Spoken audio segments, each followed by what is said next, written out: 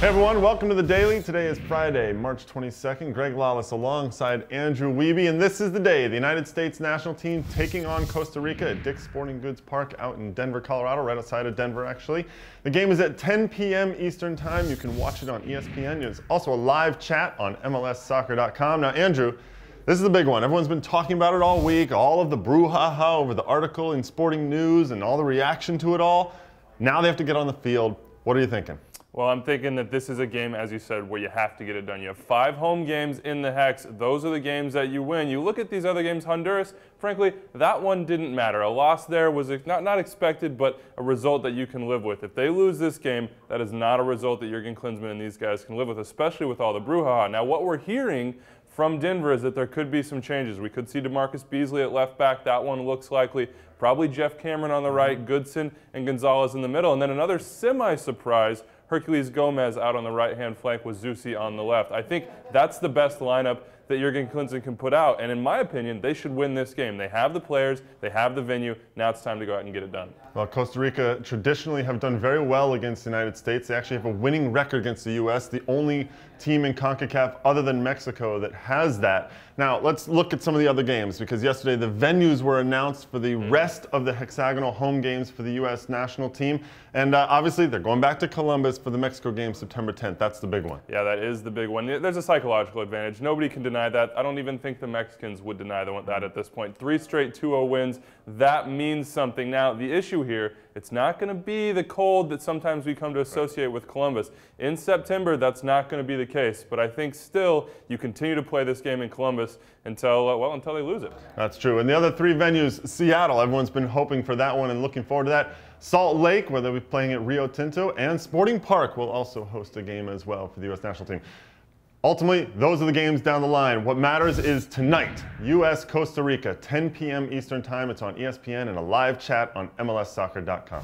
Well, there's also lots of MLS action taking place this weekend, and on the latest edition of the Extra Time Radio podcast, we launched a new little feature where we did the questions leading into the weekend. So we're going to do a mini version of that right here. 3 questions heading into the MLS weekend. We're going to start with question number 1. Can Montreal stay perfect? They're hosting the New York Red Bulls. It's a tough game. Can they stay perfect? Yeah, I think they will. They're pushing this favorite tag back right now. Obviously, only 3 games, but you look at the New York team coming into Montreal. No Thierry Henry, no Tim Cahill, and this is not a team that's been great in front of goal as it is. And Montreal, no absences for this international break. They are intact. Of course, Alessandro Nesta injured, but I think they continue pushing forward. Hassoun Kamara fills in well, they get the win. Lots of organization for Montreal. On the New York side, a little bit of news. Kevin Hartman, the longtime veteran goalkeeper in MLS, winner of several MLS Cups, has signed with the Red Bulls. So maybe some news coming out about Ryan Mira and how healthy he might be. Extending those records, man. Extending those records, that's true. Question number 2. Will the Vancouver Whitecaps break the Houston Dynamo's unbeaten streak at BBVA Compass? What do you think? Yeah, I think they will. And I talked about international absences about Montreal. Well, Houston has been not decimated, but they got a lot of big-time guys out. Brad Davis, obviously, Boniek Garcia, Jermaine Taylor in the center of that defense. They're going to have to fill some of those holes. I think this is finally the weekend that one falls, especially with Will Bruin not finding the goal recently. Vancouver will be without Kenny Miller, their striker up top. He wore the captain's armband last time out, but they seem to have most of their big guns with them. The final question, it is about the DC Columbus game. That game is on NBC Sports Network at 3:30 p.m. on Saturday. There will be a live chat on MLSsoccer.com. Can DC start clicking? That's the real question here. Well, I think they certainly can. I think it comes down to, in large part, those guys on the wings to provide a little bit more space for Dwayne De Rosario to get on the ball. You need to have the fullbacks occupied, maybe those wide midfielders by Chris Pontius and Nick DeLeon. Right now, De Rosario is just not a big part of this attack, and you need him to be the guy that gets on the ball and pulls the strings. Once he's doing that, I think they get right back to where they left off last year. Well, if you have your own answers to those questions, let us know in the comments below, or let us know on Twitter, @Gagens, @Andrew_Wiebe.